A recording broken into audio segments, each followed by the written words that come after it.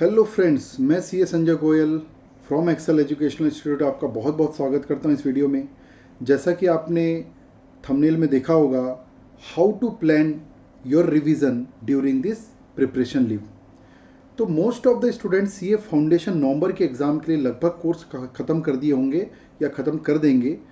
तो हमने एक बहुत ही फुल प्रूफ प्लान तैयार किया है, जिसमें पूरे दिन को भी प्लान किया है कि कितने कितने घंटे कौन कौन से पढ़ना चाहिए, कैसे ब्रेक देना चाहिए।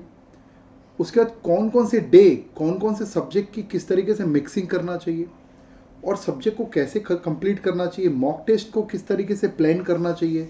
तो इसको कंप्लीट इसमें हमने डिटेल दी है। बिफोर दिस मैं आपको बता दूं कि बच्चों, अभी जो टाइम है ना, ये पूरा सक्सेस होने के लिए बहुत इंपॉर्टेंट टाइम है। क्योंकि आपने कहीं से भी पढ़ाई की हो, सेल्फ स्टडी की हो, कोई भी कोचिंग में पढ़ाई की हो, लेकिन अब आपको जो रिज़ल्ट, पास का जो रिज़ल्ट है, अच्छे नंबर से निकल जाने का जो रिज़ल्ट है, आने वाले 1.5-2 महीने ही आपको देने वाले हैं। और क्वेश्चन, ये अक्सर स्टूडेंट का क्वेश्चन रहता है कि सर इसको कैसे प्लान करें। तो ये 100% फुल प्रूफ प्लान हमने दिया है। और इस प्लान के ज़रिए पहले भी हमारे क्लासेस से ऑल इंडिया रैंकर्स निकले हैं, ऑल इंडिया फर्स्ट रैंक 2-2 बार निकले हैं हमारे पास से। तो इसमें कोई डाउट नहीं है कि इस प्लानिंग में कोई भी कमी है। बस आप इसको फॉलो कर पाते हैं कि नहीं, करते हैं कि नहीं sincerely, this is important. So friends, मैं आपको थोड़ा सा ब्रीफ दे दूंगा इस प्लान के बारे में अभी इस वीडियो में, छोटे से वीडियो में। और ये प्लान पूरी तरीके से डिस्क्रिप्शन में मैं डाल दूंगा। मैं रिकमेंड करूंगा कि इस प्लान को आप प्रिंट आउट निकाल कर और अपने स्टडी प्लेस पर लगाएंगे, तभी आपको डे टू डे और डे के भी कई टाइम पे आपको टारगेट देता रहेगा। और आप जानते हैं, बिना टारगेट के हमारी स्टडी स्लो हो जाती है और कंफ्यूजिंग हो जाता है। हम कहाँ मेहनत कर रहे हैं, हमको यही समझ में नहीं आता। तो चलिए मैं थोड़ा सा एक्सप्लेन कर देता हूँ। देखिए, इस शेड्यूल में हमने डे को इस तरीके से प्लान किया है, जैसे कि मॉर्निंग पे 7 to 10 का हमने यहाँ से फर्स्ट स्लॉट दिया है। फिर एक छोटा सा ब्रेक दिया आधे घंटे का, 10:30 से 1:30 तक का एक स्लॉट दिया है। फिर 3 बजे से 4:30, ब्रेक भी उतना ही इंपॉर्टेंट है फ्रेंड्स। और 3 घंटे के स्लॉट में कभी अगर आपको थोड़ा सा लगे कि नहीं बेयर कर पा रहे, तो बहुत छोटा 5 से 7 मिनट का ब्रेक दीजिएगा, उससे ज़्यादा ब्रेक नहीं देना चाहिए। कभी भी स्टडी के बीच में ब्रेक छोटा और अच्छा होना चाहिए। फिर 5 से 7 का एक हमने स्लॉट दिया और 7:30 से 10:30 का। तो ये टोटल हमने स्लॉट्स दे दिए हैं। और हमने सितंबर 2020 से आपका 15 तारीख से रिवीजन का प्लान दिया है। ठीक है, अब 15 तारीख से हमने यहाँ पर देखिए हमने क्या किया है, सब्जेक्ट को भी, सब्जेक्ट और चैप्टर वाइज ऐसी मिक्सिंग की है। जैसे कि फर्स्ट डे रिवीजन 15 तारीख को आपका हुआ, तो लॉ का चैप्टर 1 से हमने स्टार्ट किया। देखिए चैप्टर 1, फिर ये सेकेंड स्लॉट में अकाउंट्स का एनपीए पढ़ेंगे आप, फिर इस पे बीसीआर पार्ट 1, फिर अकाउंट एनपीए। इस मिक्सिंग का फ़ायदा क्या होता है मैं आपको बता रहा हूँ। अगर आप लगातार केवल प्रैक्टिकल सब्जेक्ट पढ़ रहे हैं या लगातार थ्योरी सब्जेक्ट पढ़ रहे हैं, तो आपकी एफिशिएंसी डाउन हो जाएगी। तो इसलिए मिक्सिंग करना ज़रूरी है। और फिर हमने अकाउंट्स का यहाँ पर इन्वेंट्री दिया। इसमें इस बात का पूरा ख्याल रखा है कि कौन सा सब्जेक्ट, कौन सा चैप्टर कितने समय में कंप्लीट हो जाना चाहिए। अगर इतने समय में आपका कंप्लीट नहीं हो रहा है, तो कहीं ना कहीं आपकी स्टडी स्लो है या एफिशिएंसी डाउन है, या पढ़ाई करते समय 3 घंटा आप बैठ तो रहे हैं, लेकिन 3 घंटा आप एफिशिएंसी से काम नहीं कर रहे। तो फटाफट आपको सीखना पड़ेगा ये। ठीक है, तो इस तरीके से 15 तारीख, 16 तारीख हम आगे बढ़ते चले जाएंगे। ठीक है, और जैसे अगर मैं बात करूं, जैसे लॉ सब्जेक्ट को जितना भी हमने टाइम दे रहे हैं, उतना ये लॉ का सब्जेक्ट यहाँ तक कंप्लीट हो जाएगा आपका। Chapter 1, 2, 3, 4 chapter. देखिए लॉ को हम लगातार चला रहे हैं, काफ़ी दिन तक लॉ को इसलिए चला रहे हैं क्योंकि कहीं ना कहीं क्या होता है, लॉ में हमको राइटिंग लिखना पड़ता है। तो डेली बेसिस में ना हमने सब्जेक्ट वाइज कमेंट में इसमें डाला है कि डेली बेसिस पर 1-2 क्वेश्चन आपको लिखने की हैबिट डालना चाहिए। प्रॉब्लम यही होती है, बच्चे पढ़ लेते हैं, समझ लेते हैं, एग्जाम में लिख नहीं पाते और नंबर आपके लिखने के लिए मिलते हैं। तो ये बात समझिएगा। ठीक है, लेकिन छोटे छोटे स्लॉट दिए हैं इस तरीके से। देखिए हमने 25 तारीख से, मैं केवल एक्सप्लेन कर रहा हूँ, आप देखेंगे तो आपको खुद ही समझ में आ जाएगा। हमने मैथ्स चालू कर दिया है इस तरीके से। हर स्लॉट के लिए हमने सब्जेक्ट विद चैप्टर वाइज दिया। चैप्टर के नंबर डाला है, तो उसकी कोई, अगर आपको याद नहीं आ रहा कोई बात नहीं, हमने साइड में यहाँ पर पूरा एक शेड्यूल बना दिया है पूरा चैप्टर नंबर के, ताकि आप कभी भी चैप्टर नंबर 1 क्या है, 2 क्या है, 3 क्या है, आप देख सकते हैं, तो आपको ख्याल आ जाएगा कौन से चैप्टर है। और लास्ट में कुछ हमने जनरल रिकमेंडेशन भी डाली है और कुछ आपके प्लेस भी दिया है, जिसमें आप अपना कुछ और प्लानिंग है तो कर सकते हैं। उसको भी मैं हल्का सा डिस्कस कर लूँगा आपसे। देखिए इस तरीके से हमने जो शेड्यूल दिया है, उसमें आपका 14 तारीख तक, 14 अक्टूबर तक पूरा कोर्स हो जाना चाहिए। उसके बाद यहाँ पर हमने मॉक टेस्ट प्लान किया है। जो कि ये मॉक टेस्ट के प्रिपरेशन का टाइम दिया है। 20 तारीख से हमारा मॉक टेस्ट शुरू कर रहे हैं हम लोग, और ये 2 गैप दिया है, फिर सेकेंड मॉक टेस्ट पेपर 2 का है, फिर हम 3 गैप दिया है, फिर इसका गैप दिया है, और ये इस तरीके से हमने मॉक टेस्ट ले रहे हैं। तो this will be the date of your mock test.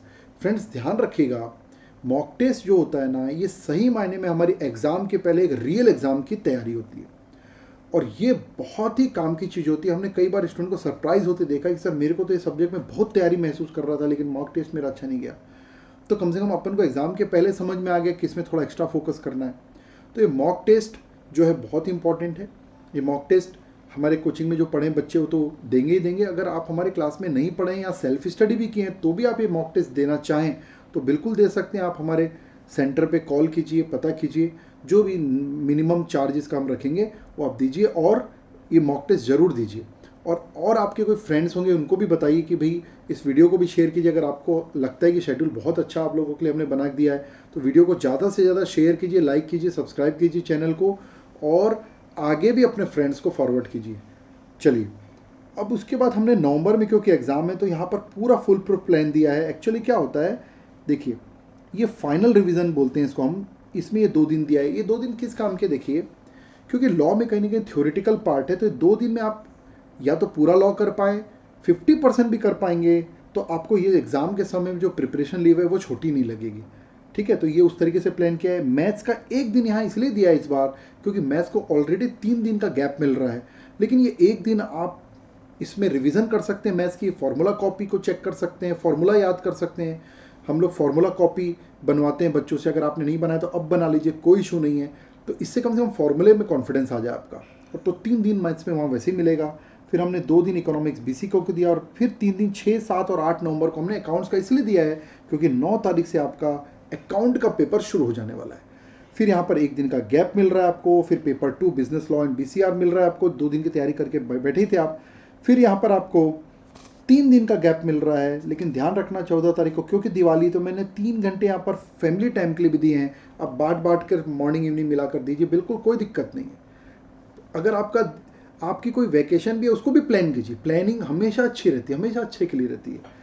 तो मैंने उसको भी प्लान डाल दिया है। फिर 15 को एग्ज़ाम आपकी पेपर 3 है मैथमेटिक्स की, और 17 को लास्ट एग्ज़ाम है। Then the mission CA foundation completed and wait for your result. एक और, क्योंकि मैं अब एग्ज़ाम के बारे में बात कर रहा हूँ तो हर बैच में मैं बोलता हूँ, तो इस पर भी बोल रहा हूँ, ध्यान रखिएगा, बहुत इंपॉर्टेंट है। और हर बार बच्चे, मैंने हर बार टैली किया इस प्रॉब्लम को।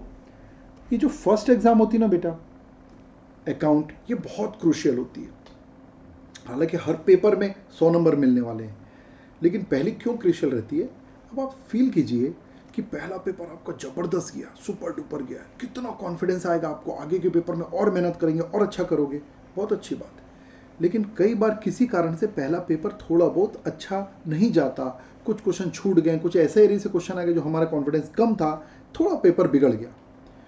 जब भी पहला पेपर थोड़ा भी बिगड़ता है तो हमको ज़्यादा बिगड़ गया महसूस होता है। ये ध्यान रखना, पूरे कॉन्फिडेंस, पूरे अनुभव के साथ बता रहा हूँ आपको, ये बात को विशेष ध्यान रखना। तो जब थोड़ा भी बिगड़ता है तो हमको लगता है बहुत ज़्यादा बिगड़ गया, और पहला पेपर का जो प्रेशर है इतना ले लेते हैं कि इससे हम दूसरा पेपर बिगाड़ते हैं, खुद अगला पेपर और बिगाड़ते हैं, और जब रिजल्ट आता है तो बाकी पेपर में फेल हो जाते हैं, और जो बिगड़ा मान रहे थे आप उसमें पास हो जाते हैं। तो ये कभी गलती नहीं करना।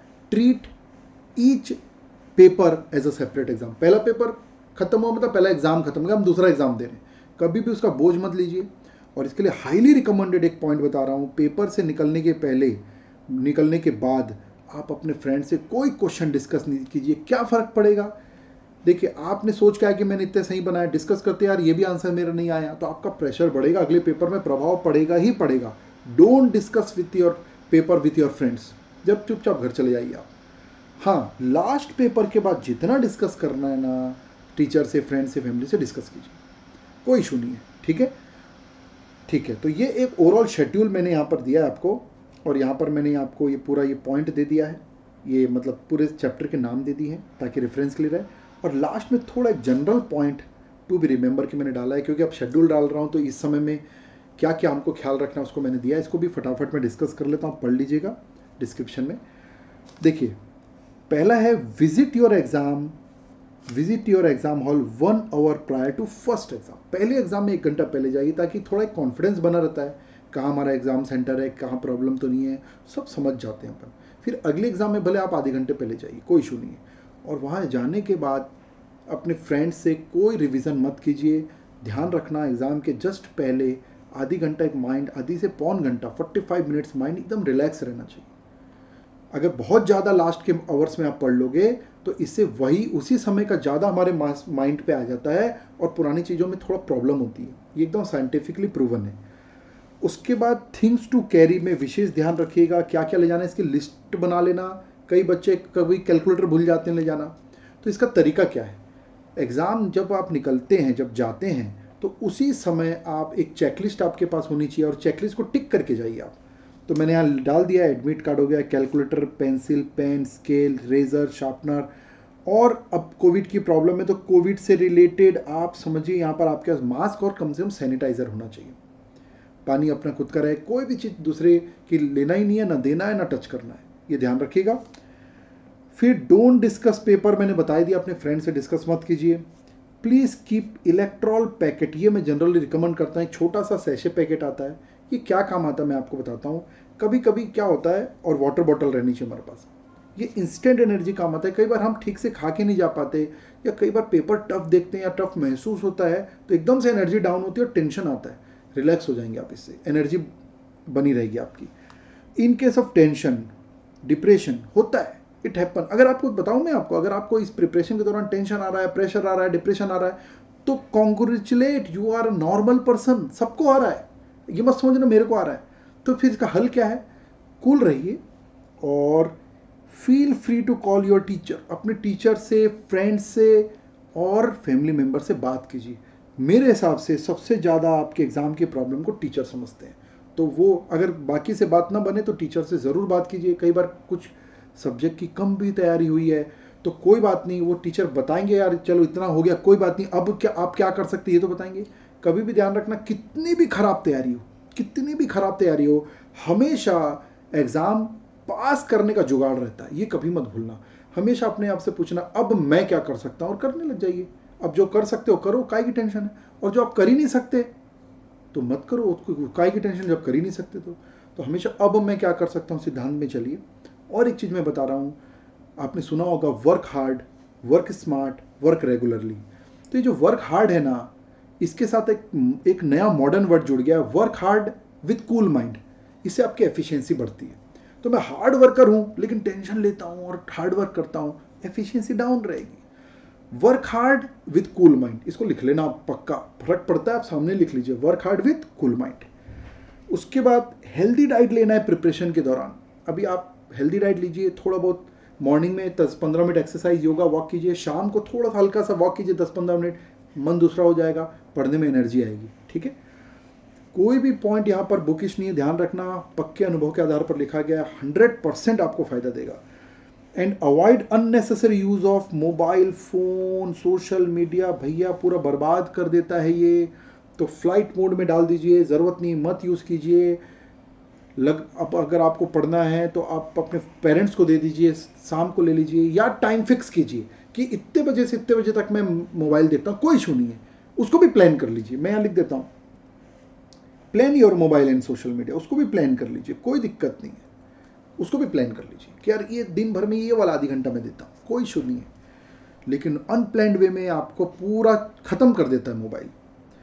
उसका सब्जेक्ट वाइज नोट्स भी आप देख लीजिएगा, कुछ यहाँ पर दिया, जैसे अकाउंट्स के लिए हमने दिया है कि कम से कम 4 से 5 क्वेश्चन पूरी फॉर्मेट में बनाना चाहिए प्रैक्टिस के दौरान, अलॉन्ग विथ वर्किंग नोट। होता क्या है, बच्चे जो है ना, वर्किंग नोट की हैबिट ही नहीं रहती, उनको ये पता रहता है कि एग्जाम में वर्किंग नोट लिखना है, पूरा फॉर्मेट बनाना है, लेकिन अगर आप एक बार भी हैबिट नहीं रहेगी तो एग्जाम में पेन ही नहीं उठेगी आपकी। तो 4-5 क्वेश्चन जरूर बनाइए। लॉ में make return practice of practical question sheet, and हम प्रैक्टिकल क्वेश्चन शीट देते हैं, केस स्टडी देते हैं, उस पर प्रैक्टिस कीजिए। राइटिंग प्रैक्टिस ऑफ 1 और 2 क्वेश्चन डेली, इसलिए लॉ को हमने डेली दिया है। उसके बाद मैथ्स का create a separate formula copy, sir ने आपसे फॉर्मूला कॉपी बनवाया होगा, नहीं बनाया तो अब बना लीजिएगा, लास्ट टाइम रिवीजन के लिए बहुत ज़बरदस्त चीज़ है, ये ध्यान रखिएगा। उसका BCK chapter 3 learn 5 companies daily, उसमें कंपनी के नाम और डिटेल बहुत याद नहीं होते, उसका एब्रीवेशन बनाइए, बच्चों को एब्रीवेशन के बेस पर अपने फ्रेंड से पूछिए क्या एब्रीवेशन है और रोज 5 कंपनी को याद कीजिए। इकोनॉमिक्स में यहाँ पर हमने दिया है सेलेक्ट टफ क्वेश्चन वाइल, बल्कि मैं तो बोलता हूँ जितने भी MCQs वाले हैं ना मैथ्स और ये, उसमें जैसे जैसे आप पढ़ते जाते हैं, रिवीजन करते जाते हैं, तो कई सारे जो आपके क्वेश्चन है जो पहले टफ लगते थे अब ईजी लग रहे हैं, तो टफ क्वेश्चन की छटनी कर लीजिए एक स्पेशल मार्क बना के। इससे क्या होगा, जब आप फाइनल रिवीजन कर रहे होंगे ना तो टफ क्वेश्चन को फटाफट देख के जाएंगे, इजी तो वैसे भी बनेगा एग्जाम में, तो टफ क्वेश्चन और इजी क्वेश्चन दोनों बनने लगेगा एग्जाम में आपसे। और इंस्टीट्यूट जो ICAI RTP इशू करती है लास्ट में, और एक मॉक टेस्ट लेती है इंस्टीट्यूट भी, तो वो भी आप जरूर दीजिए। हालांकि इसमें बहुत ही क्रिएटिव क्वेश्चन रहते हैं, लेकिन जो भी 5-7 नए क्वेश्चन उसको छाट के अलग कर लीजिए, रिजन टेस्ट पेपर दीजिए। और यहाँ पर मैंने आपको ये देखिए, यहाँ पर हमने कुछ एक प्लेस दे दिया है जिसमें आप अपनी और कोई प्लानिंग लगा दीजिए। ध्यान रखना ये शेड्यूल आपके तभी काम का जब आप इसको प्लेस करके लगा देंगे। सो फ्रेंड्स, यहाँ पर मैंने आपको शेड्यूल के बारे में बता दिया, इसको ज़रूर फॉलो कीजिएगा, आपको काफ़ी बेनिफिट मिलेगा। कहीं अगर लगता है कि यार कुछ कम फॉलो हो पा रहा है, 90% फॉलो हो पा रहा है, कोई बात नहीं, टारगेट तो मिला अपने को पढ़ाई करने का, कोई इशू नहीं है। और मॉक टेस्ट आप अगर देना चाहे तो हमारे इंस्टीट्यूट को दे सकते हैं, कोई दिक्कत नहीं है। और फ्रेंड्स, लास्ट में मैं ये बोलूँगा, अगर आपको शेड्यूल हमारा पसंद आया होगा तो ज़रूर आप इस वीडियो को लाइक सब्सक्राइब कीजिए और इस वीडियो को फॉरवर्ड कीजिए अपने जहाँ भी फ्रेंड्स वगैरह हैं जो CA फाउंडेशन दे रहे हैं, इस बार उनको फॉरवर्ड कीजिए ताकि उनको भी बेनिफिट मिल सके। काफ़ी मेहनत के साथ हमने शेड्यूल बनाए हैं, पूरे टीचर्स मेल के बनाए हैं, और इससे फ़ायदा उठाइए। Okay, all the best to all of you for this coming exam. और हम उम्मीद करते हैं कि इस एग्ज़ाम में आप निकल जाएंगे, अच्छे नंबर से निकलेंगे और CA इंटर में बहुत अच्छी तैयारी करके बहुत बढ़िया अच्छे CA बनेंगे, अच्छा काम करेंगे आगे। Thank you friends, thank you.